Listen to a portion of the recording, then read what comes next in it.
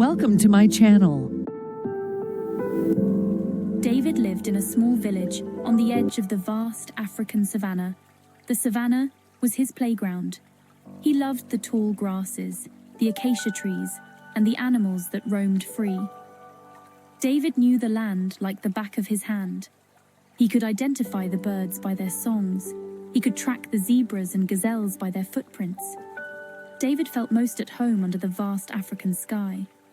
One day, David was exploring a part of the savanna he rarely visited. It was a place of rocky outcrops and thorny bushes. The air was still and quiet. Even the birds seemed to avoid this area. David felt a sense of unease, but his curiosity urged him forward. He wanted to see what lay beyond the next hill. David climbed a rocky slope, his bare feet gripping the warm stones. From the top, he could see for miles. The savanna stretched out before him like a golden ocean. But something in the distance caught his eye. It was a small, sandy clearing. In the middle of the clearing, something moved. David cautiously made his way down the slope and towards the clearing. As he got closer, he heard a soft whimpering sound. The sound was coming from a small, huddled shape in the center of the clearing. David's heart pounded in his chest. He wasn't sure what he would find. He approached slowly, his eyes fixed on the whimpering shape. It was a lion cub, no bigger than a house cat. The cub was trapped. A fallen log had rolled onto its leg, pinning it to the ground. The cub struggled to free itself, but its efforts were futile. David's fear gave way to concern. The cub was small and vulnerable. It reminded him of a helpless kitten. It was clear that the cub needed help. He knew he couldn't leave it there to die. But a lion cub, even a small one, was still a wild animal. He took a deep breath and approached cautiously. The cub saw him and let out a low growl, a warning despite its size. David spoke softly to the cub, his voice calming and reassuring. He slowly edged closer, keeping his movements slow and deliberate. He needed to move the log without frightening the cub further. He found a sturdy branch and used it as a lever.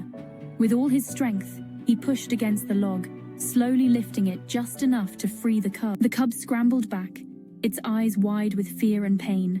David backed away, giving the cub space. He watched as the cub struggled to stand, its injured leg trembling. It tried to take a step, but collapsed back onto the ground. David knew he couldn't leave the cub to fend for itself. It was too young and too injured. He gently picked up the cub, cradling it in his arms. The cub was surprisingly light, its fur soft against his skin. He carried it back to his village, his heart filled with a sense of purpose. David's family was surprised to see him return with a lion cub. They were worried at first. A lion was a dangerous animal, even a cub. But they could see the determination in David's eyes. They trusted him. They helped him care for the cub. They made a small bed for the cub in David's hut. They brought it milk and scraps of meat. David named the cub Symba, which meant lion in his language. It was a fitting name for the small, brave creature. Under David's care, Symba slowly recovered. The bond between them grew stronger with each passing day. David would spend hours playing with Symba, teaching him the ways of the savanna. Symba would follow David everywhere, his tail wagging excitedly. Symba grew bigger and stronger, but he never forgot David's kindness. He was always gentle with David and his family. He became a part of their lives, a constant companion in their adventures. They would wrestle and chase each other through the tall grasses. David would teach Symba about the different plants and animals. Symba, in turn, seemed to understand David's words and gestures. They had a connection, a language beyond words. The villagers, initially wary, grew accustomed to Symba's presence. Symba was more than just a pet to David. He was his best friend. They shared a special bond, built on trust, respect, and love. Their friendship was a testament to the harmony that could exist between humans and nature. As the months passed, the seasons changed. The once vibrant green savanna began to turn brown and dry. The rains that usually came were late. The waterholes that sustained the animals began to shrink. The whispers of drought filled the air, bringing with them a sense of unease. The villagers, dependent on the land for their livelihood, felt the impact of the drought most acutely. Their crops withered and died. Their livestock grew thin and weak. The once abundant water sources dwindled to mere trickles. One evening, as the sun cast long shadows across the parched land, David sat with his grandfather, the village elder. They spoke about the drought, its impact on their lives, and the uncertainty of the future. David's grandfather, a man of wisdom and experience, spoke of a legend. He spoke of a hidden spring, located deep within the heart of the savannah, said to hold a source of water so pure and plentiful that it could quench the thirst of 1,000 men. The spring, according to legend, was guarded by spirits, protectors of nature's bounty. David listened intently, his heart filled with a glimmer of hope. If the legend were true, finding the hidden spring could be their only salvation.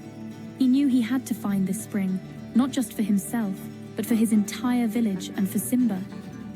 His grandfather cautioned him, however, that the journey would be perilous.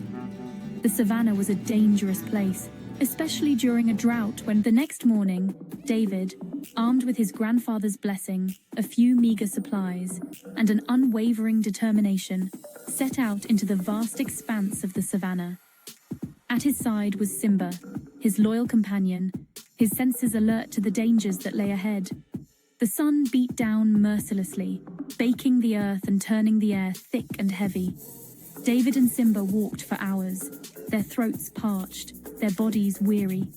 The landscape seemed to stretch endlessly before them, a mosaic of browns and yellows under the relentless glare of the sun. They encountered other animals, their eyes glazed over with thirst, their bodies thin and weak. They saw herds of zebra and wildebeest, usually so full of life, reduced to slow-moving shadows of their former selves. Despite the harsh conditions, David never lost hope. He drew strength from the legend of the hidden spring and from the unwavering loyalty of Symba, who never left his side.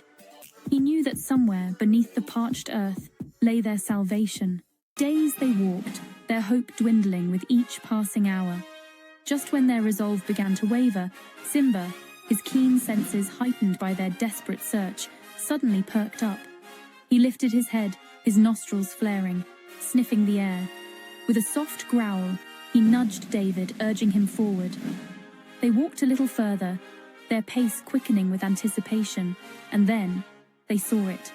Nestled amongst a cluster of rocks, partially hidden by overgrown vines, was a small pool of water. The water shimmered under the relentless sun, an oasis of life in the midst of desolation. A small waterfall cascaded down the rocks, feeding the pool with its life-giving water. It was the hidden spring, a testament to the enduring power of nature, a beacon of hope in their time of need. David rushed towards the pool, his heart pounding with relief and gratitude. He cupped his hands, scooped up the cool, refreshing water, and drank deeply. Symba too lapped up the water, his thirst finally quenched. With renewed energy and a heart filled with gratitude, David retraced his steps, his mind racing with plans to bring his people to the life-saving spring. He knew he had to guide them back to this oasis, to share the bounty of the hidden spring. Villagers had gathered at the edge of the village, their faces etched with worry, their eyes searching the horizon for any sign of their young hero. Word of their discovery spread through the village like wildfire, igniting a spark of hope in the hearts of the villagers. They rushed to gather their belongings, their empty gourds, and their weary animals, their steps lighter, their spirits lifted by the promise of water. David, with Symba at his side, led his people back to the hidden spring. The villagers, their faces etched with relief and gratitude, drank deeply from the life-giving water, their bodies rejuvenated, their spirits revived. The discovery of the hidden spring not only saved the village from the grips of drought, but also marked a turning point in their relationship with nature. David, the young boy who had always felt a deep connection with the wild, became a symbol of hope, his friendship with Symba a testament to the harmony that could exist between humans and animals. From that day forward, the villagers vowed to honor the delicate balance of nature, to respect the land that sustained them, and to protect the animals that shared their world. The story of David, Symba, and the hidden spring was passed down through generations, a reminder of the importance of courage, compassion, and living in harmony with nature. David and Symba remained the best of friends, their bond unbreakable. They continued to explore the savannah together, their hearts filled with a deep respect for the land and its creatures. The legend of their friendship spread far and wide, a beacon of hope, a reminder that even in the harshest of times, the power of love, loyalty, and understanding can overcome any obstacle. And so, the village on the edge of the savannah thrived, its people living in harmony with nature, their hearts forever grateful for the boy who dared to venture into the unknown and the lion who stood by his side, their friendship a testament to the enduring power of love and loyalty in a world in desperate need of both.